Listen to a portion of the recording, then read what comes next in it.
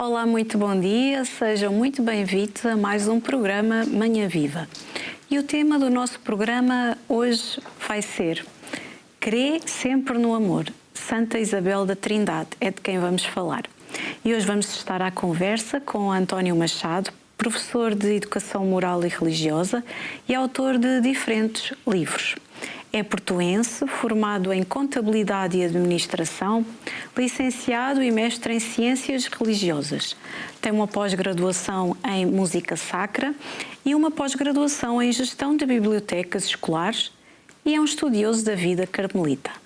Hoje está em estúdio para falar de Santa Isabel da Trindade, que nasceu em 1880 e morreu em 1906, carmelita descalça francesa, uma das maiores místicas da Igreja. A sua juventude foi plena de alegria e musicalidade.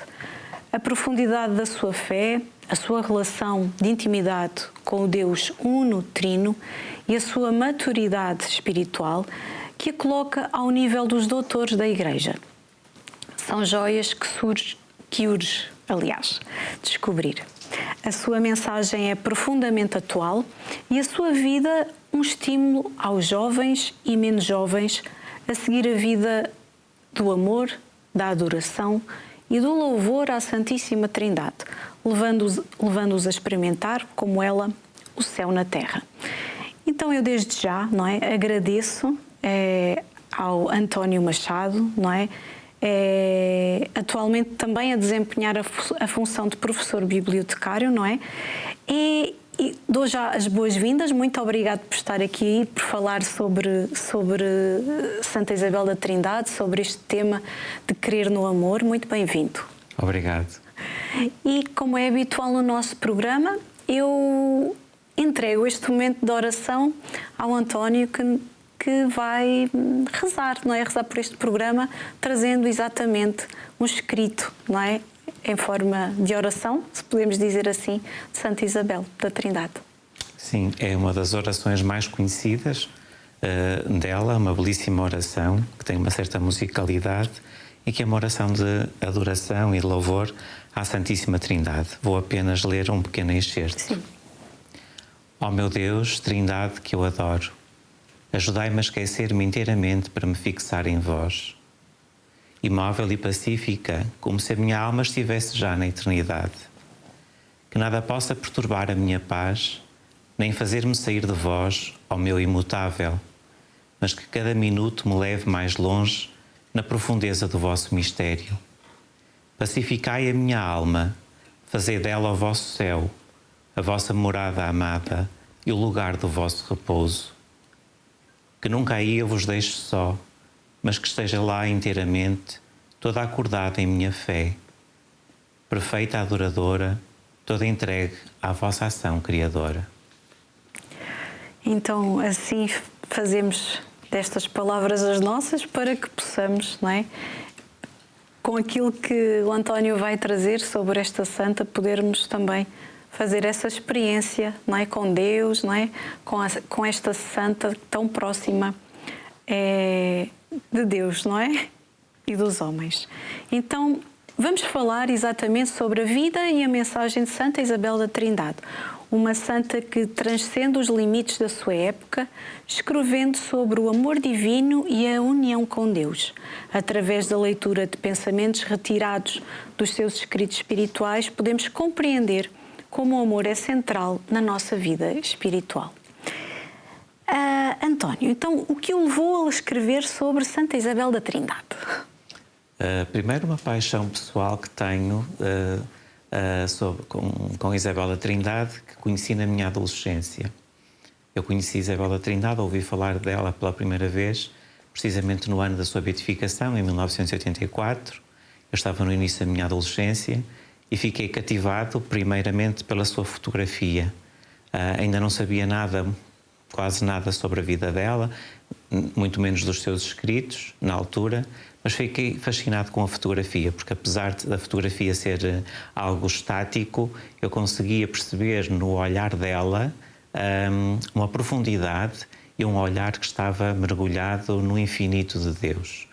No olhar dela eu reconhecia a presença de Deus e desde logo me seduziu. logo a seguir comecei a ler. Desde essa altura comecei a ler sobre ela e ao longo dos tempos, até hoje, continuo a ler e a estudar as suas obras, os seus escritos, e por isso decidi-me a escrever. Comecei por escrever um livrinho com orações para rezar com ela e através dela, e depois, após a sua canonização, tomei como propósito escrever uma biografia. Foi um projeto longo, mas penso que chegou a bom porto. O livro é um bocadinho grande, mas neste momento é o livro mais completo sobre ela em língua portuguesa e que tem alguns textos dela inéditos que nunca foram publicados em língua portuguesa. E peço que nos conte um pouco mais sobre a vida de Santa Isabel da Trindade. Quem é esta santa? Como já disse, ela nasceu em 1880, no dia 18 de julho, num campo militar. O pai dela era militar, era capitão do exército. Ela nasceu neste contexto militar. O parto foi muito difícil, quase que morria a bebé e a mãe. Mas acabou por nascer e nascer saudável. 2 anos depois, os pais fixam-se na cidade de Dijon, onde vem a nascer a sua irmã mais nova. E mais nova é a única irmã, Margarida. A Isabel recebeu como nome de batismo Maria Isabel Josefina Catese. Maria era o nome da mãe, Josefina em homenagem ao pai, que se chamava José, e Isabel, e foi assim que ela foi sempre conhecida. Entre os amigos era chamada por Sabete, era o diminutivo de Elisabeth em francês, porque a mãe quis colocar-lhe o nome de uma santa rainha e mãe, que foi Santa Isabel da Hungria. Portanto, a origem do nome dela é este. E a irmã, por curiosidade, também se chama Margarida, Maria Margarida Raimunda. Raimunda em homenagem ao avô. Maria, sempre, não só em relação à mãe, mas como devoção a Maria, a mãe de Jesus. E Margarida, por homenagem a Santa Margarida da Escócia, também uma santa rainha. Ela ficou órfã de pai aos 7 anos. O pai faleceu vítima de um ataque cardíaco e morreu-lhe nos braços, literalmente nos braços. Portanto, foi uma dor forte e uma experiência, de certa forma, traumática, mas que não fez com que ela se fechasse nela própria. Ela prosseguiu e cresceu normalmente, com toda a naturalidade e de forma saudável. Não estudou num colégio ou numa escola, teve aulas particulares, quer de francês, de literatura, de aritmética, etc. Mas aos 8 anos a mãe inscreveu-a no Conservatório de Dijon para estudar piano. E ela estudava diariamente 8 horas de piano. Ela foi uma exímia pianista, ganhou alguns prémios, muito aplaudida e muito falada nos jornais da época, sempre que havia alguma audição do conservatório, que era feito num espaço público, num teatro, ao qual afluíam muitas pessoas, sobretudo as pessoas não só apaixonadas pela música, mas da alta sociedade dijonense.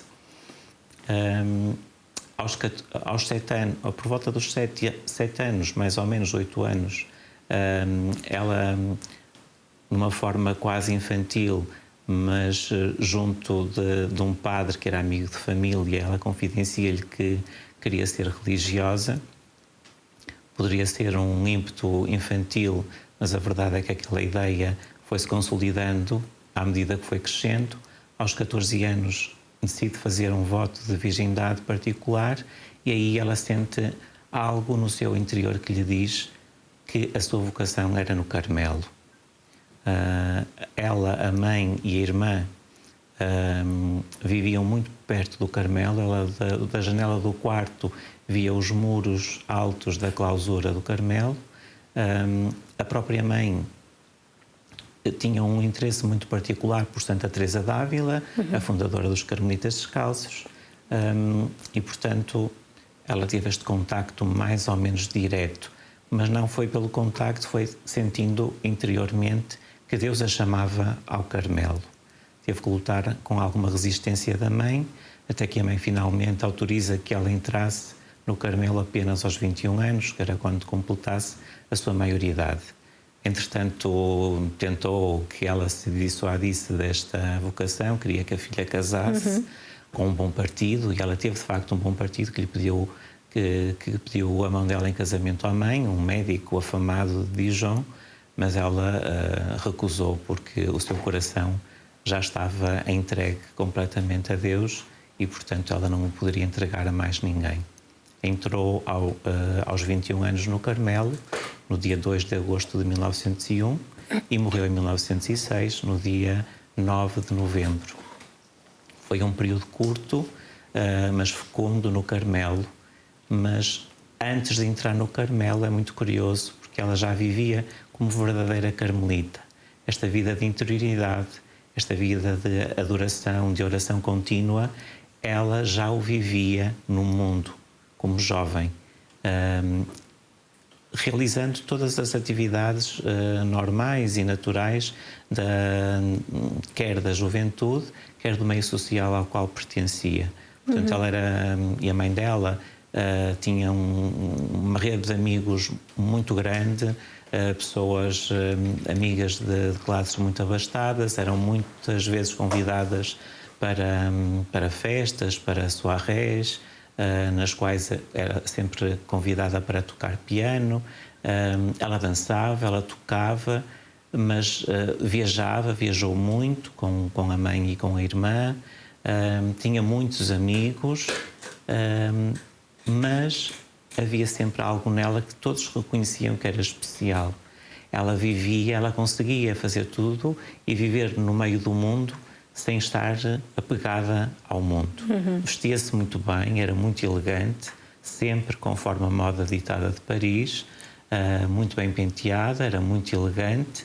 Como essa imagem que está no livro, não é? Exatamente, mas ela vivia esta entrega e no interior do seu coração ela vivia numa união contínua com Deus, pela oração contínua. Portanto, ela, quando entra no Carmelo, podemos dizer que ela já era carmelita, e quando entrou no Carmelo já era santa também. O tempo que viveu no Carmelo não foi o tempo que a santificou, ela foi um tempo para amadurecer ainda mais esta relação de intimidade com Deus, esta entrega completa de amor, desta experiência de amor que ela fez e à qual se entregou. E daí a importância de Santa Isabel no contexto da época, não é? Aquilo que trouxe no meio de tanta riqueza, não é?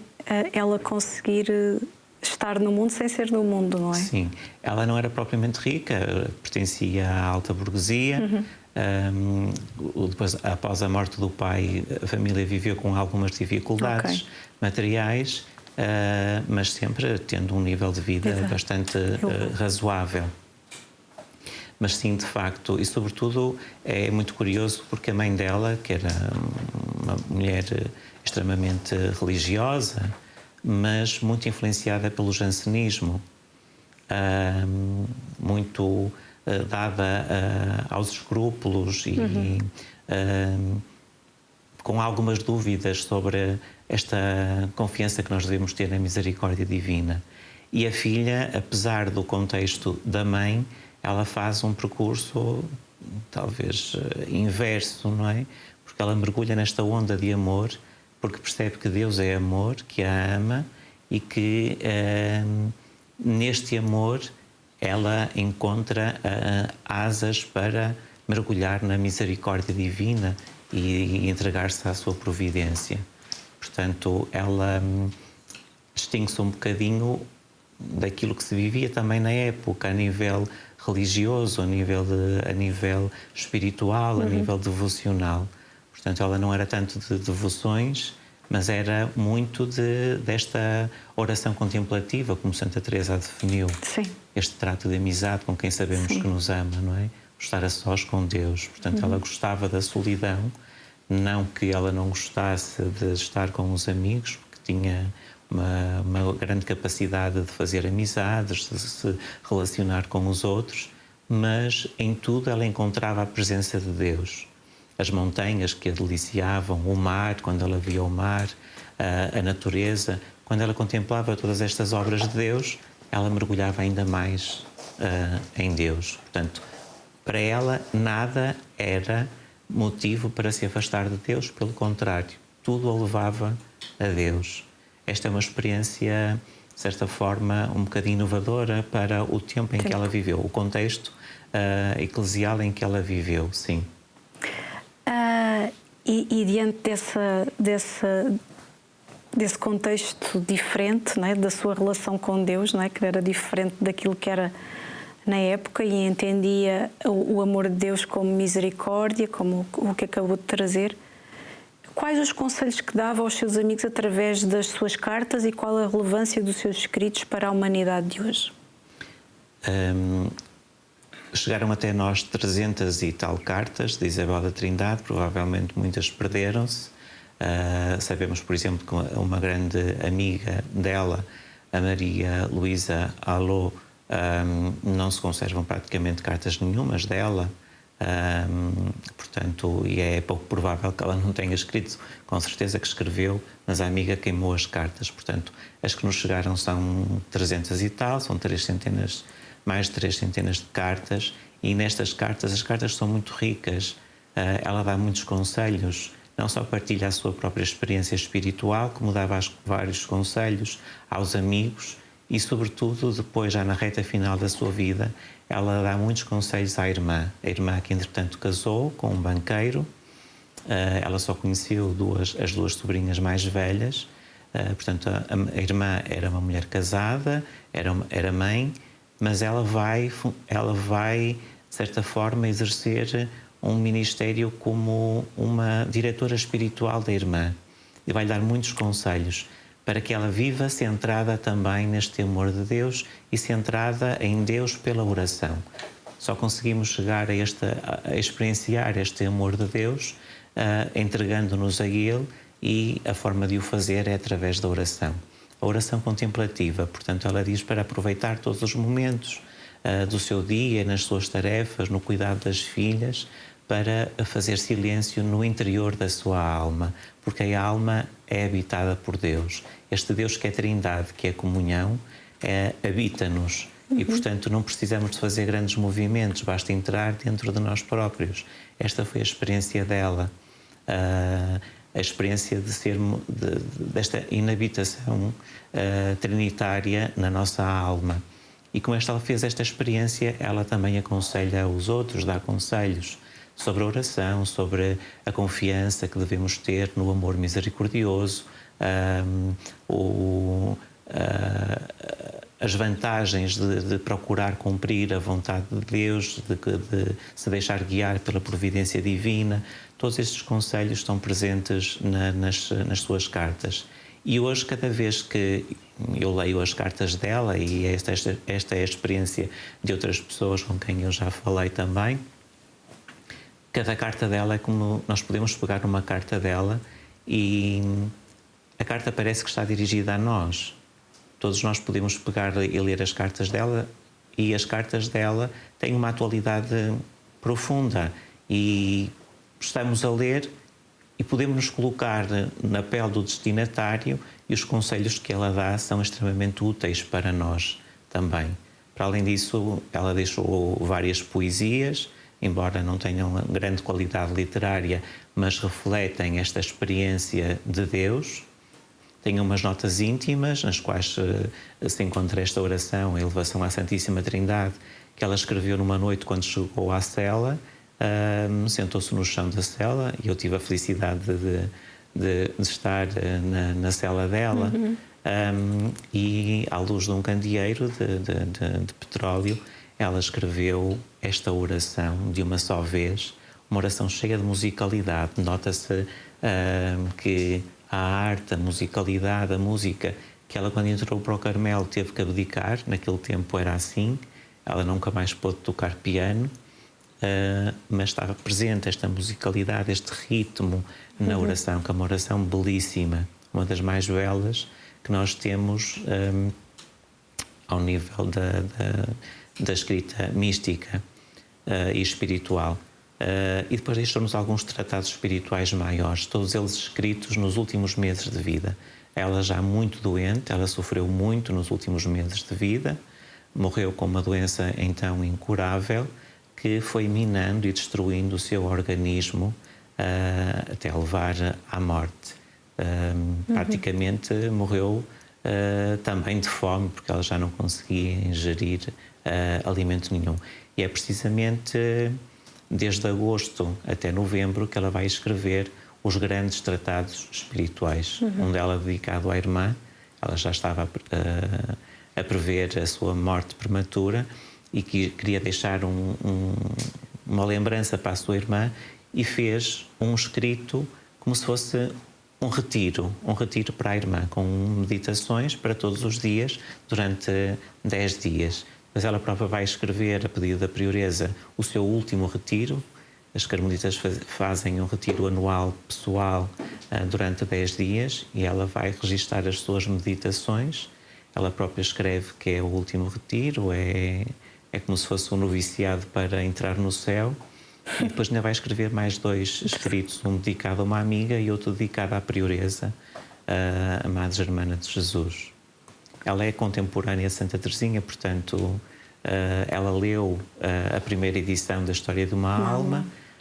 A prioresa, que era muito ligada à espiritualidade de Santa Teresinha, e como foi a sua mestra de noviças, também por influência dela e por aquilo que ela leu, nós notamos a presença dos escritos e da mensagem da espiritualidade de Santa Teresinha do Menino Jesus nos seus escritos e na sua própria vida. Exato. Essas experiências marcaram a sua visão também sobre o amor, não é? Sim. Não é? E quais os desafios que ela enfrentou na sua busca pelo amor divino? O grande desafio foi ela conseguir concretizar a sua vocação contemplativa. Ela era uma mulher, era uma jovem contemplativa por natureza, e ela entendia que Deus a chamava a uma vida radical de contemplação no Carmelo. Na altura, a vida no Carmelo era extremamente austera, era muito austera, era um corte definitivo com o mundo e com a família, que lhe custou imenso. Ela era muito ligada à mãe e à irmã. Portanto, ela quebrar estas resistências que são normais, este afeto natural pela mãe e pela irmã, conseguir a permissão da mãe para entrar no Carmelo, e depois no Carmelo vencer também outras resistências. Ela, quando se estava a preparar para a sua profissão, ela sente dúvidas. Para a primeira profissão, ela sente dúvidas. Será que deve continuar no Carmelo ou não? É assaltada por várias dúvidas. Entra numa noite escura. Portanto, aquilo que os primeiros meses no Carmelo que foram tão profícuos e tão felizes, de repente torna-se tudo muito escuro. E ela duvida, tem dúvidas, mas ela consegue vencer e ultrapassar essas mesmas dúvidas, e entregar-se então sem reservas, abandonando-se completamente a Deus. Este abandono que Santa Teresinha já falava também, ela entrega-se e abandona-se completamente em Deus, então a partir daí faz uma caminhada de gigante num curto espaço de tempo rumo à santidade. Estamos quase a terminar a primeira parte, mas é essa humanidade, não é? Dela diferencia-se todos os outros santos. Todos os santos são diferentes, não é? Todas as pessoas são diferentes. Ela é de facto muito humana, portanto, apesar dela ser uma mística, não é uma daquelas místicas extraordinárias, embora ela tivesse tido alguns momentos de graças extraordinárias em experiências espirituais muito fortes, mas ela era muito humana, Muito humana no sentido, antes de entrar no Carmelo, por todas as amizades que tinha, portanto tinha toda a sua vida normal, como uma jovem, da sua condição social, bem vestida, alegre, divertida, que viajava, que andava com as suas amigas.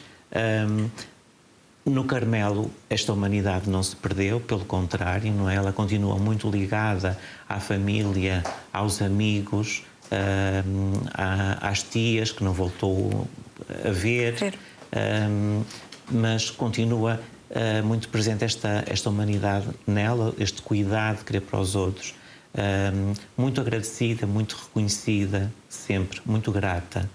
Ela, uma das características dela como pessoa é a gratidão, muito grata pelas pequenas coisas que pudessem fazer por ela, sobretudo na doença. Enfrentou a doença, humanamente muito difícil, muito dura, mas que conseguiu enfrentá-la com coragem, sempre apoiada em Deus, que ela própria reconhece que se não fosse a presença de Deus, ela não conseguiria resistir. Ela diz que um dia sentiu, as dores eram tantas e tão fortes que sentiu a tentação de se atirar da janela da cela, mas não o fez porque ela sabia que o amor de Deus era mais forte e portanto, ainda que pudesse padecer algo neste mundo, que a recompensa seria ainda maior nesta entrega de amor. Muito humana na sua vida e muito humana na sua vivência espiritual também. Portanto, temos alguém que ama a palavra de Deus, o que é uma novidade para a altura, para aquela época. Ela não tinha acesso à Bíblia como nós hoje temos, ela só tinha acesso ao Novo Testamento, a algumas passagens do Novo Testamento, ao ofício divino, aos Salmos, em latim. Mas ela soube aproveitar os poucos textos bíblicos que lhe foram colocados à disposição. Ela só pôs aproveitar para enriquecer a sua vida de oração, a sua vida espiritual, o seu crescimento. E tudo isto faz com que ela viva de uma forma muito humana, muito real. Não uma santa nas nuvens, mas com os pés bem assentes na terra. Sim. Chegamos então ao final da primeira parte. Nesta primeira parte conseguimos então entender melhor a figura de Santa Isabel da Trindade e a sua profunda conexão com o amor divino. As suas reflexões continuam a ressoar nos dias de hoje, mostrando-nos a importância de vivermos em constante busca do amor em todas as suas formas. E eu despeço-me nesta primeira parte, contando com a sua presença desse lado para o próximo bloco. Até já.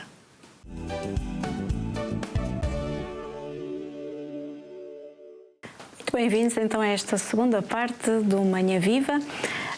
E nesta segunda parte vamos refletir sobre a relevância do amor na atualidade, bem como o impacto das ideias de Santa Isabel da Trindade nas relações humanas contemporâneas.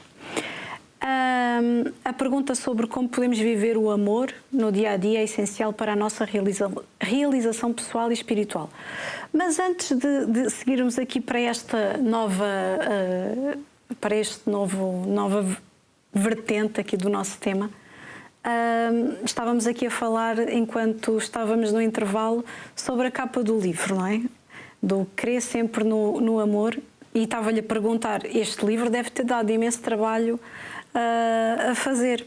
E depois começou-me a responder, não é, de uma forma que sim, muitas traduções, mas passámos exatamente para a imagem tão forte que já abordámos muito levemente na primeira parte, mas eu gostaria que me falasse um bocadinho da obra. Então, eu escolhi esta fotografia para a capa, é uma das mais conhecidas. Esta fotografia foi tirada antes de Isabel da Trindade ter entrado no Carmelo, para enviar para os familiares e amigos como uma recordação e um cartão de despedida. E ela enviou esta carta, efetivamente, para familiares e amigos distantes. Um deles foi o padre amigo da família, a quem ela confidenciou aos 7 anos que gostaria de ser religiosa. E é muito curioso porque quando lhe envia a fotografia, ela diz-lhe na carta: enquanto me tiravam a fotografia, eu pensava nele, por isso é ele que lhe envio. Portanto, isto mostra que ela, num ato banal, como ir ao fotógrafo e tirar uma fotografia, ela estava centrada e mergulhada em Deus. E tendo consciência de que Deus a habitava, ao enviar a fotografia, já não é ela própria que vai na fotografia, mas é Deus que ela quer enviar através da fotografia. Ela conseguia sublimar todas as ações do cotidiano. A obra chama-se Crer no Amor. É uma frase dela, o título não é meu, é uma frase dela, é um excerto de uma carta que ela escreveu à sua irmã, em que ela apela, crer sempre no amor. E depois acrescenta mais uma frase à frente e canta sempre agradecida.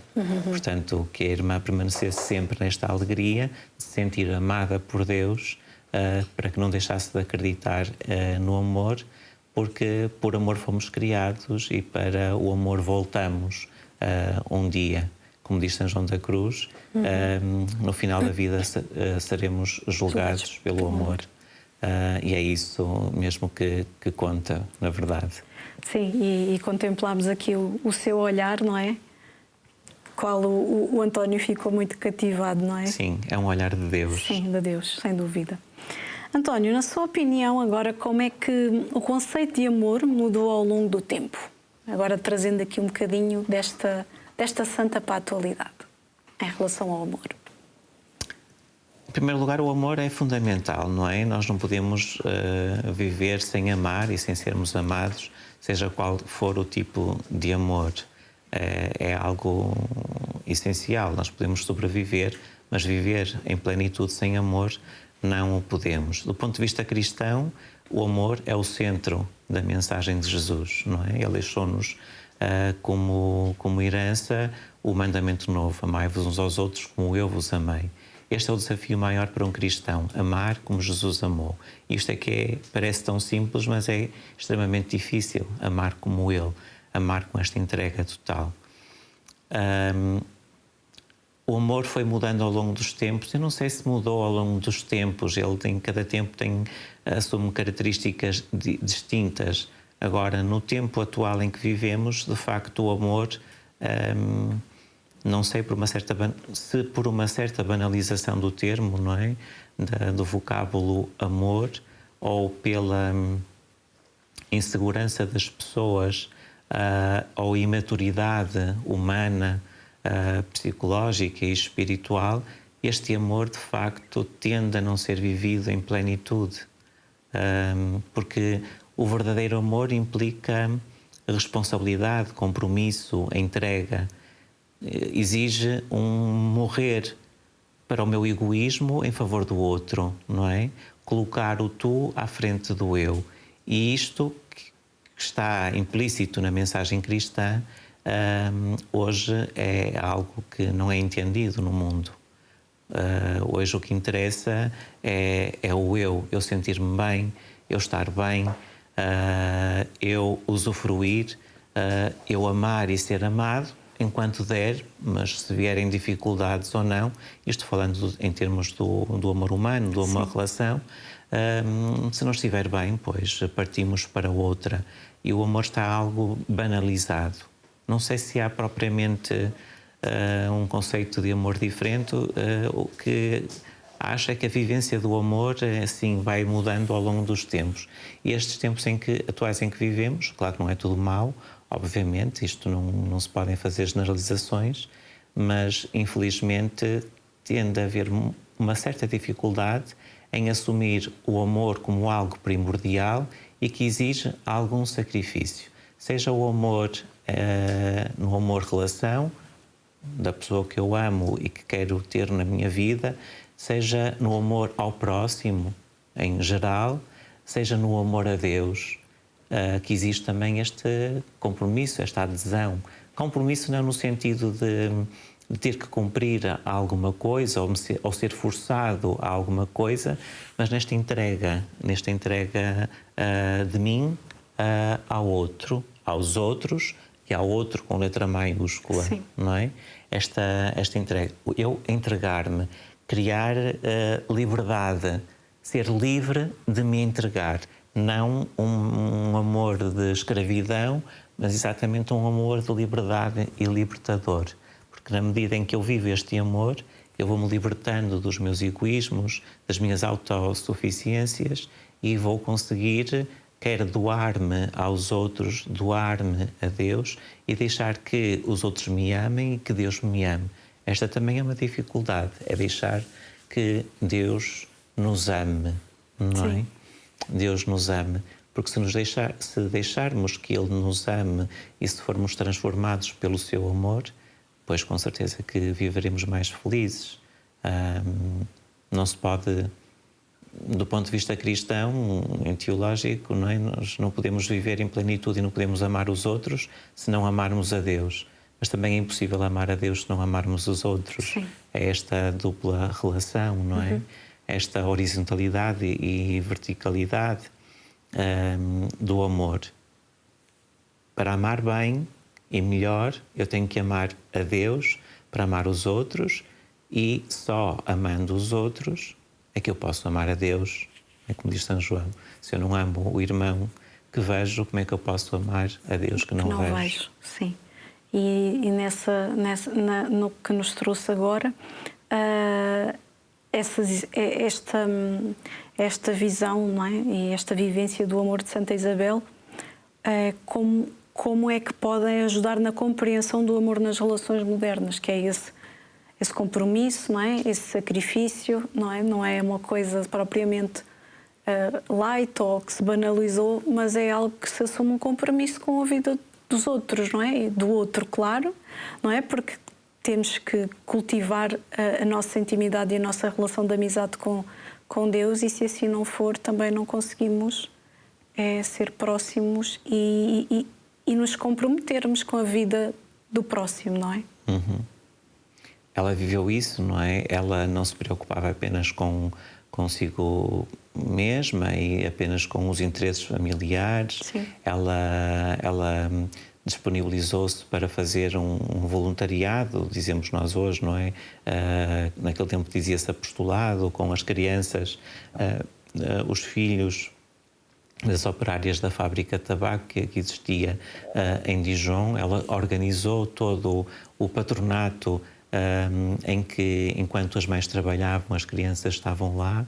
Inclusivamente dedicou, é uma coisa curiosa e acho que é a primeira invocação, ou uma invocação muito sui generis, dedicada à Nossa Senhora, que ela colocou o patronato das crianças em homenagem à Nossa Senhora do Tabaco, porque pertencia à fábrica de tabaco. Portanto, ela tinha preocupação em ajudar material e espiritualmente aquelas operárias, os seus filhos. Preocupou-se com a catequese infantil, preocupava-se em ajudar as pessoas que necessitavam, e os amigos, estar sempre disponível para estar presente junto dos amigos. No Carmelo a mesma coisa, ela procurava sempre os trabalhos mais difíceis e humildes, nunca procurando destacar-se. Portanto, a mensagem, ela como experimentou fortemente este amor de Deus na sua vida, e ela própria escreve que ao amar, desejamos todo o bem ao amado. E este bem que nós desejamos ao amado, que ela estava-se a referir a Deus, não é? O amor a Deus, vai se refletir na medida em que eu vou amar os outros. E por isso, nos escritos dela, em que ela fala frequentemente sobre o amor, ela está sempre a incentivar os seus destinatários das suas cartas, por exemplo, a viver e a experimentar este amor de Deus, mas não para se fecharem em si próprios, mas para que, cheios deste amor, se abrirem depois aos outros e porem em prática este amor na circunstância em que viver, no estado de vida que tiver, mas com atos concretos depois na sua vida. Há pouco falou, estava a falar do amor e não é tudo mau, mas a falta, às vezes, da maturidade espiritual, não é? Psicológica, emocional, que atravessamos hoje, não é? E do qual se coloca o papel da espiritualidade um pouco de lado.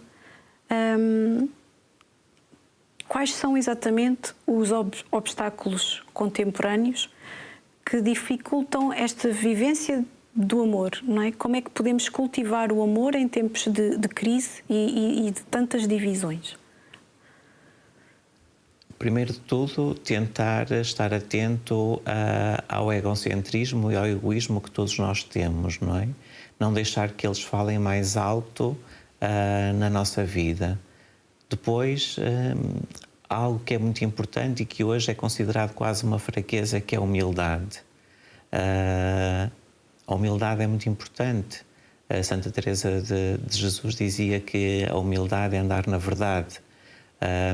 Esta humildade que nós devemos ter e viver e buscar é precisamente aquilo que nos ajuda a sermos verdadeiros connosco, diante de nós, das nossas fraquezas, dos nossos problemas, dos nossos anseios e diante dos outros. Esta abertura aos outros e não pensar que é tudo imediato e que é descartável, não é? Hoje vivemos num mundo do descartável. Vamos ao supermercado, compramos uma garrafa de água, deitamos a garrafa ao lixo, não precisamos de guardar, não precisamos de lavar, não estamos bem aqui, mudamos para outro sítio, não gostamos do emprego, também não faço grandes sacrifícios para estar naquele trabalho, busco outro. Se esta pessoa, por algum motivo, me decepcionou, corto relações com ela, procuro outros amigos. Nas relações afetivas entre as pessoas é um bocadinho isto também que se vive. Portanto, a forma de combater estes problemas reais, esta crise no amor e nos valores em geral, é precisamente através de uma fidelidade aos meus princípios, aos meus valores, fidelidade a mim enquanto pessoa, não me desvalorizar enquanto pessoa, valorizar o outro, que para mim tem que ser o rosto de Deus, não é? Libertar-me do egoísmo e do egocentrismo, fomentar a humildade e depois, para os crentes, obviamente, deixar-me guiar e conduzir pelo amor dele através de uma confiança e num abandono na sua misericórdia.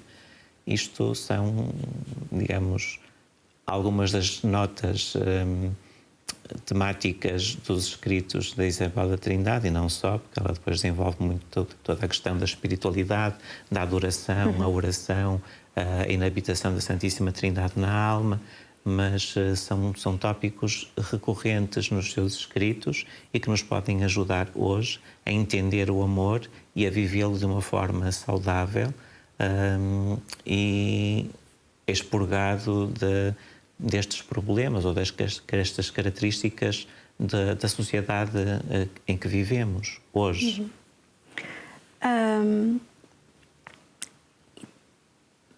E enquanto falava, pensava que a prática da meditação, da contemplação que Santa Isabel viveu, se o mundo a trouxesse, a humanidade a trouxesse mais para a sua vida, não é? Poderia ajudar também a viver melhor o amor no cotidiano. Sem dúvida. Falta muito esta dimensão do silêncio, não é? Da meditação, da contemplação. E vivemos todos muito atarefados, muito... Sim, sem dúvida. Não é que se tenha perdido a espiritualidade. O homem, mesmo atual, ou grande parte das pessoas, são muito espirituais e buscam esta espiritualidade, às vezes de forma errada, quer em movimentos, quer em práticas esotéricas e em práticas de meditação e de práticas como o Reiki e outras coisas que denotam esta preocupação espiritual, não é? Mas não vão à raiz. Por exemplo, a meditação oriental, pois é muito favorável e é útil e ajuda muitas pessoas, mas nós podemos-la fazer num contexto cristão, não é? Nós que temos uma característica própria, que temos uma tradição, temos uma cultura. Uma e as pessoas tendem a fugir, a afastar-se da sua própria cultura e ir buscar noutros lugares aquilo que não sabem procurar, não sabem encontrar. Às vezes estão um bocadinho à espera que lhes deem, mas têm que ir à busca. Como eu, por exemplo, também fui à busca desde cedo e encontrei esta forma. Mas a oração é fundamental. Esta adoração, sim, resolveria alguns problemas. Se nós tivéssemos mais tempo de silêncio para nos encontrarmos connosco e com Deus, porque colocarmos diante de Deus e no silêncio, as pessoas hoje têm dificuldade em fazer silêncio. Porque o silêncio incomoda. Estamos tão envolvidos por tantos ruídos, estamos habituados a tantos ruídos, que há pessoas que não conseguem, por exemplo, estar em casa em silêncio, sem ligar a televisão ou ligar a rádio, porque precisam de ouvir alguma coisa. Porque o silêncio implica que eu pense. E as pessoas não querem pensar muito, estão cansadas, esgotadas. Compreende-se que o ritmo de vida hoje é alucinante e as pessoas andam de facto cansadas, muitas vezes desmotivadas. Mas o silêncio é fundamental. O silêncio é a linguagem de Deus. E nós só podemos ouvir a Deus no silêncio. E quanto mais eu me abrir a Deus, quanto mais eu me aproximar dele, quanto mais eu conhecer o seu Filho, quanto mais eu perceber o Evangelho e o procurar trazer para a minha vida, melhor pessoa eu vou ser, claro. Porque vou conseguir transformar ou libertar-me de algumas... aquilo que eu acho que são seguranças e que muitas das vezes são inseguranças, para viver uma vida mais madura, mais autêntica, comigo e na minha relação com os outros. A partir do que estudou sobre esta santa, existiram experiências de vida de Santa Isabel da Trindade onde o amor transformou situações difíceis? Eu acho que sim, toda a vida dela foi transformada pelo amor divino. E como foi transformada pelo amor divino, ela também transformou à sua volta de uma forma muito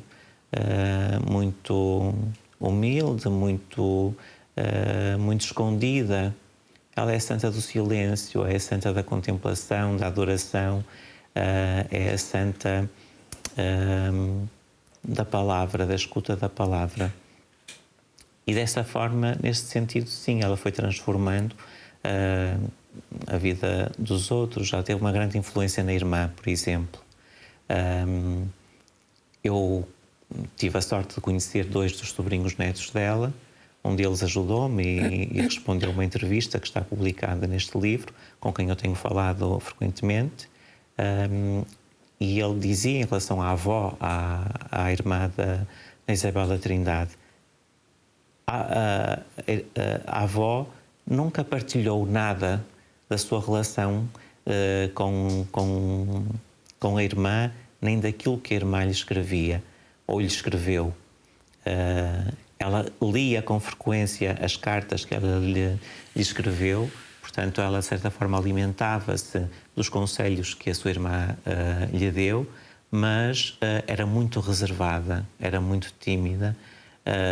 Não era só por uma questão de timidez, era uma pessoa reservada, portanto ela não falava daquilo que se passava no seu interior, mas era uma pessoa extremamente boa e todas as testemunhas, quer os filhos, quer os netos, quer outras pessoas que a conheceram, reconhecem que ela de facto era uma pessoa boa, bondosa, que procurou viver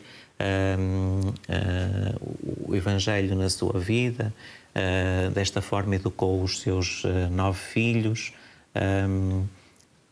vivendo esta dimensão do amor também, um amor entregue, neste caso todo entregue à família e entregue também aos pobres, que ela também tinha o cuidado de ajudar as pessoas mais desfavorecidas. Ela que passou momentos financeiros muito, muito difíceis após a morte do marido que era banqueiro, mas que o banco foi à falência, entretanto.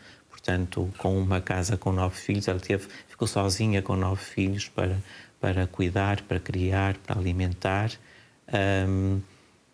Ela foi uma das beneficiadas, digamos assim,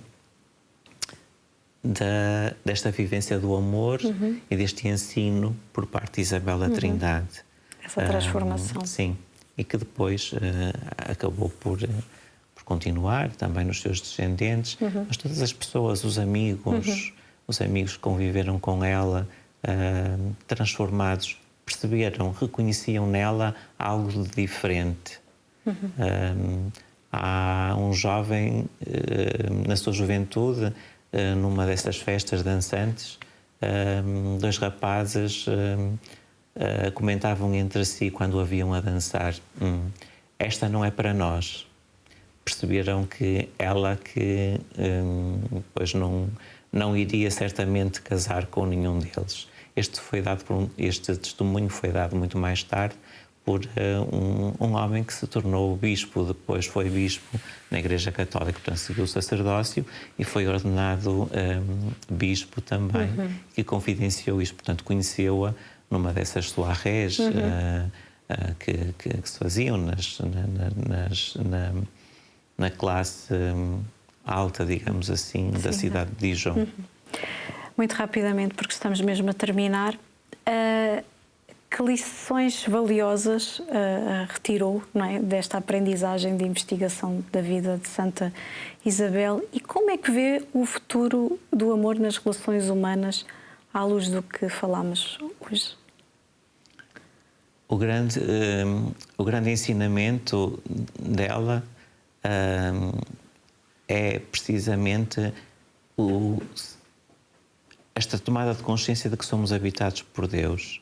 Ela, num dos escritos, nos tratados espirituais, ela diz que a Trindade é a nossa morada, é o nosso lar, de onde nunca devemos sair. Por outro, numa das cartas, ela diz que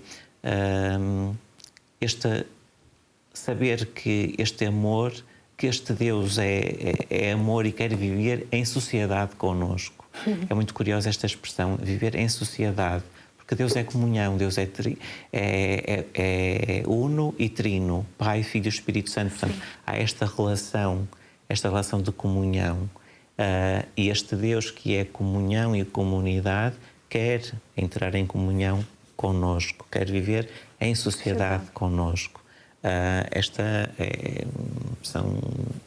Digamos assim, é algo muito central na espiritualidade dela e que me fez e que me tocou particularmente. Depois, a sua dimensão contemplativa, esta dimensão de silêncio, de adoração silenciosa.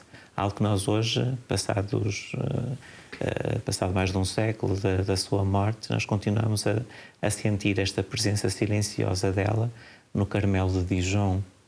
Não o Carmelo, o edifício, porque esse já não existe, foi demolido, mas na atual comunidade, nas Carmelitas Descalças de Dijon, nós podemos experimentar esta presença silenciosa, adoradora e orante dela. São 2 aspectos importantes da minha investigação, do que estudei dela e que me chamaram mais a atenção e que se destacam, digamos assim, da sua mensagem. Isto pode trazer benefícios enormes para o amor hoje, não é? Por tudo aquilo que nós já falamos. Porque quanto mais eu me descentro de mim próprio e do meu egoísmo, porque é normal, nós somos egoístas por natureza, somos egocêntricos por natureza. Portanto, quanto mais eu me descentro de mim próprio, para deixar que Deus atue em mim, mais próximo eu vou estar dos outros e, por isso, mais facilmente eu vou dar, receber e viver este amor em plenitude, com o outro e com os outros. António, muito obrigada pela sua partilha. Obrigada por ter estado aqui connosco. Foi um gosto e realmente foi muito rico este momento, porque aprendi imenso sobre Santa Isabel da Trindade. Obrigada pela sua presença. Obrigado eu espero que isto seja um incentivo para que muitos outros possam agora querer descobrir Exatamente. a mensagem de Isabel da Trindade. Tão atual. Tão atual. Muito obrigada. Obrigado também a si que esteve desse lado. Já sabe, pode ver e rever este e outros programas no nosso YouTube. Nosso canal no YouTube, Canção Nova Portugal. Até ao próximo programa, se Deus quiser.